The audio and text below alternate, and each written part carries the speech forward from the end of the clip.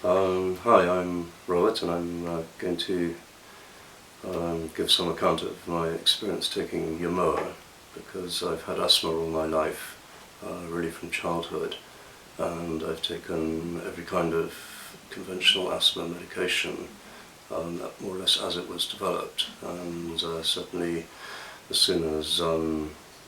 Ventolin and the sort of standard bronchial dilators were invented, I've been taking those inhalers since they've been available, and before that was Ceravent, and before that was ephedrine pills, little bitter pills that one puts under the tongue. But basically I've had asthma all my life, and there was a point about 20 years ago when my GP told me that I can no longer continue taking the Ventolin inhalers because I was taking them so many times a day, and I started taking the long-acting one, which is called Ceravent, and that went on for a bit, and then I think because of the policy of the National Health Service, they said that cannot be prescribed unless it's prescribed with a steroid, an inhaled steroid as well. So probably for the last 20 years I've taken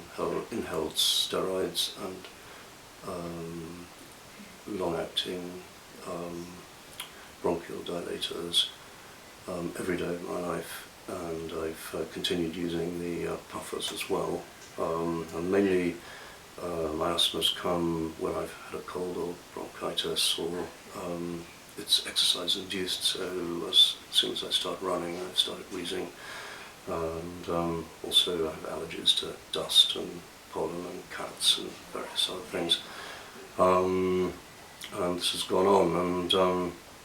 and in the last 20 years that I've taken inhaled steroids, I've had many other lung problems. I've had acute bronchitis twice and pneumonia once, and I do in myself feel that this is because the steroids have inhibited my immune system, and I've various times tried to wean myself off steroids because I don't like taking medication all the time, and each time has been a disaster. I've had a rebound from stopping the steroids, and my asthma's got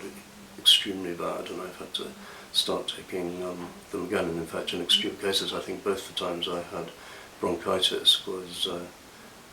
in a sense after the rebound of stopping taking inhaled steroids. And basically earlier this year I was given Yamoa by a friend, and I started to take it, and during the course I took for 1 month, 2 a day, and during that time I stopped taking the long-acting bronchial dilators and the inhaled steroids, and by the end of the first course I was basically free of asthma, and I had no rebound, and I've been able to run without triggering asthma. I still have a little problem with cats, and I occasionally have mild asthma attacks, and I occasionally use my puffer, which I still take with me, but it's so seldom that I use it now, not more than once a day, and that's one of the advantages that I found of stopping taking the long-acting Ceravent, is that I can take the